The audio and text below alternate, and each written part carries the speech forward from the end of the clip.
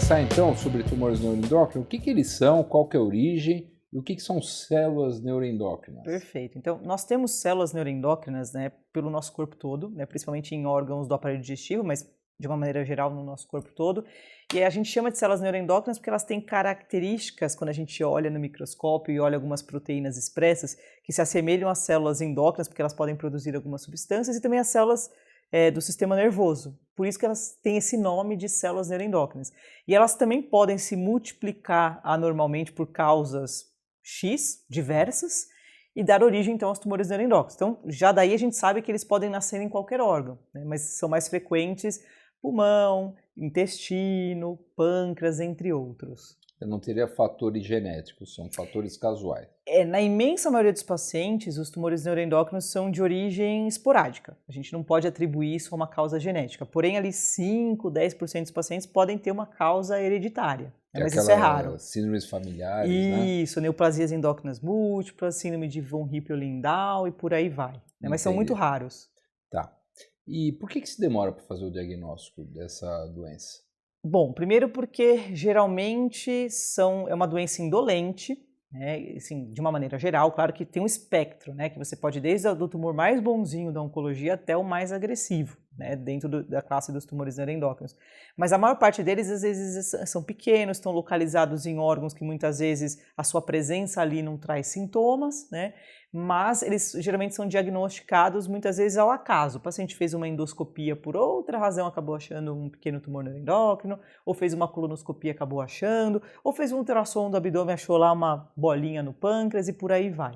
Entendi. Então, são os exames mais acurados radiológicos que estão nos ajudando a fazer mais diagnóstico do que fazíamos antigamente. Pois é. E quais os sintomas? Se você, de repente, passa num médico e esse médico ouve a sua queixa, quais são os sintomas que você espera encontrar nesse tipo de tumor? Porque dependendo da localização, como você falou, vai mudar. Mas assim, o que é mais comum?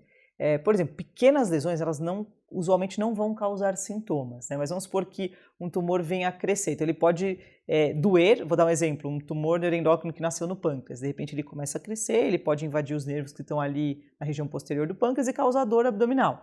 Ou, por exemplo, um tumor neuroendócrino que está no nosso intestino delgado. Ele pode, às vezes, não doer por estar ali, mas ele pode começar a dificultar a passagem das fezes e aí a barriga fica estufada, o paciente começa a ter cólica, isso pode ser um sintoma, tá? Podem existir tumores neuroendócrinos do pulmão, que o paciente pode ter, de repente, uma tosse, ou sair uma tosse com catarro com sangue, ou coisas do tipo, né? Agora, é importante também mencionar que os tumores neuroendócrinos, eles podem produzir substâncias que podem vir a dar um determinado tipo de quadro clínico, né? O clássico que a gente fala é uma coisa que a gente chama de síndrome carcinoide. O tumor, ele produz muita serotonina, né? E aí isso dá alguns sintomas, por exemplo, do nada o paciente fica com o rosto super vermelho. Ou do nada ele vai lá e tem crises de diarreia. Então a gente chama isso de síndrome carcinoide. Esse é só um dos exemplos, né? Mas também podem ter tumores que nascem no pâncreas que podem produzir outros tipos de substâncias e dar outros sintomas. Por exemplo, você pode ter um tumor pequeno produtor de insulina. A gente chama de insulinoma. Então o paciente ele pode ter crises de hipoglicemia. Então assim, os sintomas, puxa, eles podem ser muito, muito diversos, né? Entendi. Mas sempre ficar atento, o médico que tem que fazer essa investigação. Exato. Pode ser indolentes, agressivos, podem ocasionar metástase ou não? Como é que funciona isso? Pois é, tudo depende do grau. Quando a gente fala grau, é a gente olhando no microscópio quão agressivo aquelas células são. Então a gente chama de grau 1 aquele tumor bem bobinho, que quase não está proliferando. A gente tem o grau 2 ainda é bobinho, você tem ainda o grau 3 bobinho, você tem o grau 3 do mal, que a gente chama de carcinoma neuroendócrino. São entidades completamente diferentes. Por exemplo, o carcinoma neuroendócrino ele é um dos tumores mais agressivos na oncologia. E a gente vai tratar, se ele é localizado, tudo bem, com cirurgia, mas na maior parte das vezes ele se espalhou e é com quimioagressiva. Completamente diferente do que a gente vai tratar os tumores neuroendócrinos bobinhos, que são aqueles de grau 1, grau 2 e os grau 3 bobinhos, né? Que aí a gente geralmente não usa químio, né? Com algumas raras exceções. Então, é um mundo diverso, assim, os tumores neuroendócrinos. Eles têm entidades bem distintas entre si. Eu preciso ter um material colhido ou por biópsia Sim. ou cirúrgico para poder saber o tratamento. Sim. E é fundamental que a gente tenha um bom patologista, né? Até porque o tumor neuroendócrino é relativamente uma doença rara, então até pouco tempo atrás a gente via muito erro diagnóstico, né? E se o diagnóstico não é feito correto ali, olhando as células no microscópio, se o patologista não nos dá um diagnóstico correto, a gente vai errar na hora H na prática clínica, né? Então é fundamental que o patologista seja bom, que entenda de tumor neuroendócrino para afirmar um diagnóstico correto, né? Exatamente.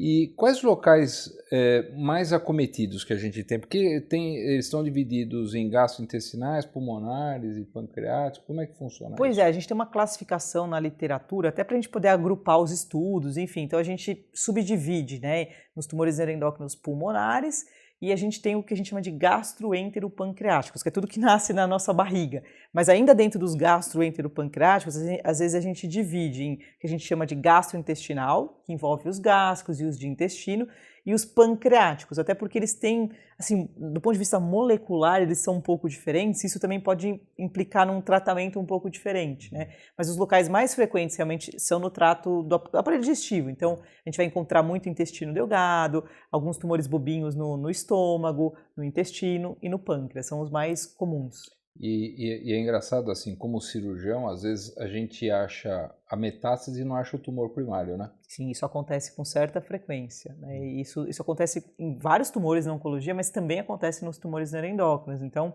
às vezes a gente, sei lá, o paciente tem metástases no fígado, né? Então, você sabe que o tumor neuroendócrino não nasce no fígado, então ele veio de algum lugar. Então, você tenta procurar de onde ele nasceu. Só que algumas vezes você não acha, por melhor que seja o seu método de imagem, a gente não acha. E aí a gente vai tentar tratar como se fosse um tumor neuroendócrino geral, né? Como se fosse metastático. Isso. E qual que é a idade e prevalência disso, Renata? Olha, na prática a gente vê de tudo, né? Mas é mais comum a gente ver ali depois da sexta década de vida, né? Então também é um tumor que a gente vê mais em idosos, mas na prática, né, todo mundo já viu pacientes também muito jovens. Entendi. Quais os exames que você costuma pedir uma vez que você suspeita de uma lesão neuroendócrina? Assim, acho que tem os exames de imagem tradicionais que são importantes para nos dar, né, uma boa anatomia ali do tumor, onde nasceu, quais são os órgãos de metástase, mas tem um tipo de exame que é muito importante, que a gente usa muito nos tumores neuroendócrinos, que é um PET, que a gente ouve muito falar PET scan, PET e tal, mas não é o PET tradicional, que usa um marcador com glicose. A gente usa um PET que ele usa como marcador um receptor que a gente tem nas células do tumor neuroendócrino que chama somatostatina. A gente chama esse exame de PET galho 68 ou PET galho DOTA-TAT, né? Então, esse é um PET scan especial feito especificamente para pacientes com tumores neuroendócrinos. Entendi. E tem exames de sangue também, de urina, né? Que é a Tem, é verdade. A gente tem um marcador tumoral, é importante mencionar isso, que assim, ele é produzido no nosso corpo, a gente produz a cromogranina, é uma proteína, só que tumores neuroendócrinos podem produzir em quantidade maior. No passado era muito comum a gente pedir cromogranina para até investigar um tumor neuroendócrino, mas hoje ele caiu um pouco em desuso, a gente acaba não usando muito porque ele é muito inespecífico, várias coisas podem aumentar, por exemplo, o omeprazol pode aumentar. Então, a gente não usa muito mais exames de sangue específicos. E tem um exame que é importante, que quando eu mencionei daqueles pacientes que podem ter aquela síndrome carcinoide, que fazem, de repente ficam com rubor na face, tem aquela diarreia por excesso de serotonina, tem como a gente medir o metabólito da serotonina na urina, que é um exame que a gente chama de 5-HIAA urinário. Então, o paciente tem que coletar a urina durante 24 horas, isso vai para o laboratório, e eles dosam esse metabólito da serotonina. Mas, por exemplo, esse exame é importante falar que ele não precisa ser feito em todo paciente com tumor neuroendócrino. Geralmente são aqueles pacientes que têm tumores no intestino delgado, então ilho, por exemplo, ou jejuno, e que têm metástase no fígado. Esses são os pacientes que a gente tem que ficar mais atento e pedir esse teste. Tá, e aquela cintilografia com octreotídeo, sim, né? Eu acho que ele ajuda a achar, às vezes, o tumor primário. Sim, ele é um exame que era muito feito antes da época do PET galho 68, mas com o advento do PET galho, que ele é mais barato e mais sensível para achar, ele acabou caindo em desuso. Então, só alguns lugares que a gente não tem o PET galho 68 usa, né? que a gente ainda vai usar. Entendi.